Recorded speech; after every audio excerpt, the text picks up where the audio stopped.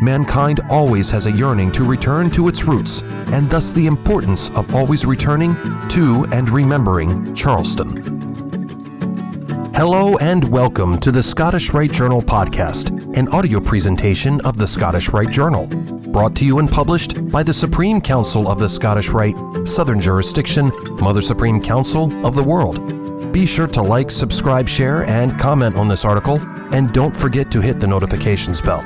This week's article is Special Session Celebrates the 225th Anniversary of the Supreme Council, 33rd Degree, Ancient and Accepted Scottish Rite, by Brother Mark Dreisenstock, 33rd Degree, read by Brother Matt Bowers, 32nd Degree, and comes from the July-August 2026 issue of the Scottish Rite Journal.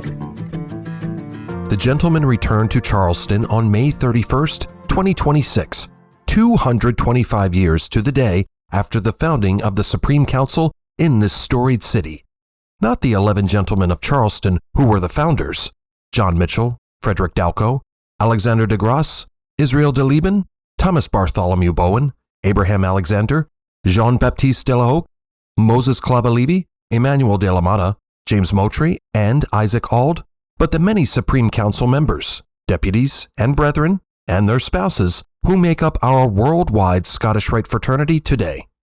The night before, after a rehearsal for the formal session event, members and their wives met for a barbecue-style dinner hosted with great hospitality by the Valley of Charleston. Session attendees held repast at a wonderful breakfast on Sunday, May 31st, at the historic Francis Marion Hotel, to be followed by a religious service commemorating the Supreme Council's 225th anniversary. The service, conducted by the Reverend Dr. A. Gene Cobb, Jr., 33rd Degree, had as its theme Remembering 11.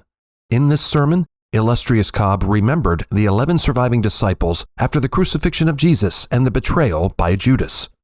2 new ones were appointed, and this led to new beginnings. He then remembered the meanings of the number 11 one finds in online searches, everything from insightfulness to confusion. Order ab chao. From chaos, the 11 gentlemen of Charleston brought order, Reverend Cobb noted, and a new beginning and path for Masonry in the world. Session attendees then repaired themselves to the Valley of Charleston Scottish Rite Auditorium. After a proclamation, the Supreme Council and deputies proceeded in, and roll was called for these august brethren in our quarry, ancient proceedings with which the Masons of 1801 Charleston would have been familiar, combined with video greetings sent in from all over the world, which would have given our founding gentlemen great astonishment. Reverend Cobb again invoked the blessings of deity over the august event. Attendees recited the Pledge of Allegiance. Illustrious Maynard Edwards, 33rd Degree, sang the Star-Spangled Banner, and Sovereign Grand Commander James D. Cole, 33rd Degree, conducted the proceedings with a gavel made from the wood of Shepherd's Tavern, the no longer extant founding place of the Council in Charleston. South Carolina Grand Master A.C. Flora IV, 33rd Degree, spoke warmly of Charleston as the founding city of the Supreme Council, and he wondered if the 11 gentlemen of Charleston could have known the full impact of what they started, a unique experience in Freemasonry that would spread as our mother jurisdiction gave birth to so many Scottish Rite jurisdictions around the world. Illustrious Arturo de Hoyos, 33rd Degree Grand Cross, Grand Archivist, and Grand Historian, spoke of how the Scottish Rite developed from a single additional or high Masonic Scottish-themed degree to the complex but now well-ordered 29-degree system with natural progressions in knowledge and enlightenment.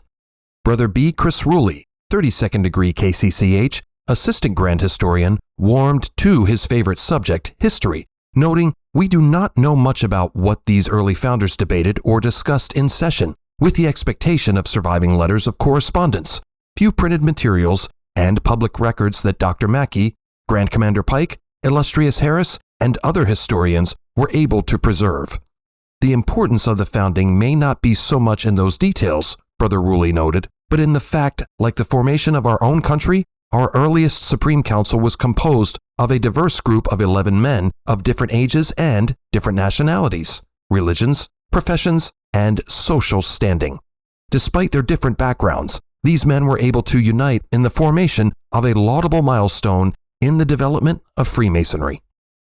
Illustrious Cole spoke of the importance of the Council's founding and of the 60 Supreme Councils recognized as in accord with the Scottish Rite Southern jurisdiction.